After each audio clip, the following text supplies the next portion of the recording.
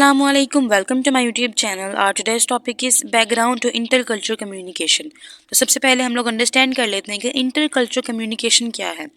Intercultural communication एक ऐसी communication होती है जो कि डिफरेंट बैकग्राउंड्स के लोगों के दरमियान होती है, कि ऐसे लोग जो जिनका जो सोशल नॉर्म है वो डिफरेंट है, उनकी लैंग्वेज मुख्तलिफ है, ठीक है, उनके रहने सहने का तरीका मुख्तलिफ, उनकी एथिक्स, नॉर्म्स, वैल्यूज़, बिलीव्स, तमाम चीज़ें एक दूसरे से मुख्तलिफ हैं। और ऐसे लोगों के दरमियान जो कम्युनिकेशन होती है उसको आप इंटरकल्चरल कम्युनिकेशन कहलाते हैं।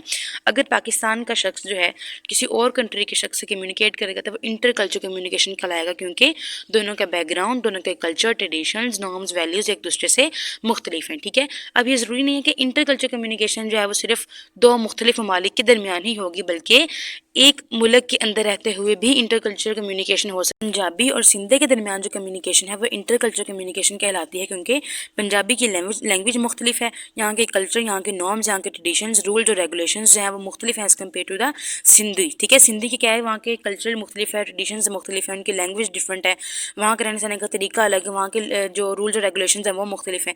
तो इस तरह से ये जो कम्युनिकेशन क्या कहलाएगी, इंटरकल्चरल कम्युनिकेशन कहलाएगी, ठीक है। अंडरस्टैंड कर लिया आपने इस चीज़ को। अब नेक्स्ट देखते हैं जी, बैकग्राउंड टू इंटरकल्चरल कम्युनिकेशन क्या है, इंटरकल्चरल कम्युनिकेशन का बैकग्राउंड क्या है, इसको किसने इंट्रोड्यूस करवाया था, ठीक है।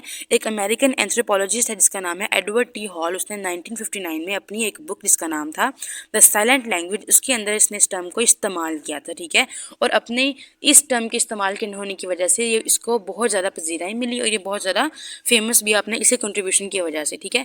इसने क्या कहा था, इसने इन 8 चीज़ों को इंट्रोड्यूस करवाया था इस टॉपिक के अंदर। जी एडवर्ड कहता है कि आपने अपने इंटरेक्शन पे फोकस करना है, आपने जनरलिटीज ऑफ कल्चर पे फोकस नहीं करना, ठीक है। सेकंड वो क्या करता है कि शिफ्ट टू लोकल पर्सपेक्टिव, आपने ग्लोबल पर्सपेक्टिव की बजाय जो लोकल पर्सपेक्टिव है आपने उस पर फोकस करना है, कि आपका इंटरेक्शन क्या है, आपने सेकंड पर्सन के साथ किस तरह से इंटरेक्ट किया, अंडरस्टैंडेबल था या नहीं था, मैनेजेबल था या नहीं था, आपने उस पर जो है वो फोकस करना है, ठीक है। Strive to understand and local science, कि आपने जो उनके लोकल साइंस जो हैं उनको अंडरस्टैंड करने की कोशिश करनी है, वहाँ का टाइम क्या है, वहाँ की स्पेस क्या है, वहाँ के जो गेस्चर्स हैं, बॉडी मूवमेंट जो भी लोग इस्तेमाल करते हैं, उनका जो आई कॉन्टैक्ट है वो किस तरह से, आपने इन सारी चीज़ों को अंडरस्टैंड करना है जो लोकल साइंस वो लोग कम्युनिकेट करते हुए इस्तेमाल करते हैं, ठीक है। फोर्थ है हमारे पास ये लर्न द रूल्स।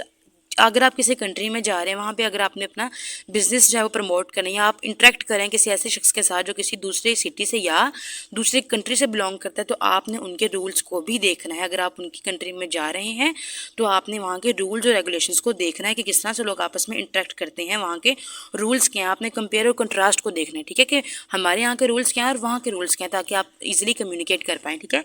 फिफ्थ है हमारे पास ऑनर पर्सनल पर्सपेक्टिव। यहाँ पे आपने जो पर्सनल पर्सपेक्टिव है आपने उसको वैल्यू देनी है, ठीक है। सिक्स है हमारे पास use linguistics as a model. आपने जो डिस्क्रिप्टिव लिंग्विस्टिक्स है वो एज अ मॉडल जो है वो सर्व करता है टू अंडरस्टैंड कल्चर्स, ठीक है। तो आपने क्या करना है कि आपने लिंग्विस्टिक्स को एज अ मॉडल यूज़ करना है। सेवंथ है हमारे पास apply understanding to trade and commerce, ठीक है। Intercultural communication can be apply to international business, ठीक है। अगर आपने कोई भी इंटरनेशनल बिजनेस करना है, अपने आउट ऑफ कंट्री आपने कोई भी बिजनेस करना है, तो उसमें इंटरकल्चरल कम्युनिकेशन जो है वो बहुत ज़्यादा ज़रूरी है, ठीक है। For example US foreign service training yielded applications for trade and commerce and became a point of study for business majors. The last one is the recognize the interconnectivity of culture and communication, ठीक है। Culture and communication are intertwined and bring together many academic disciplines, ठीक हो गया।